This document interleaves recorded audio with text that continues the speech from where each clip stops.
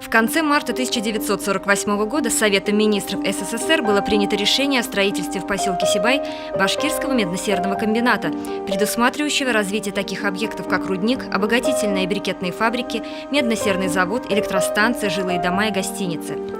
За время строительства комбината количество жителей поселка возросло почти в 3 раза. На этом основании 21 ноября 1955 года Сибай получил статус города. В наши дни Сибай, как и прежде, живет добычей руды, которая составляет основу его экономики. Но за годы своего становления он приобрел современные благоустроенные черты. На месте небольшого горняцкого поселка вырос уютный, благоустроенный современный город. Его по праву неофициально называют столицей Башкирского Зауралья, центром промышленности, образования, культуры и медицины региона.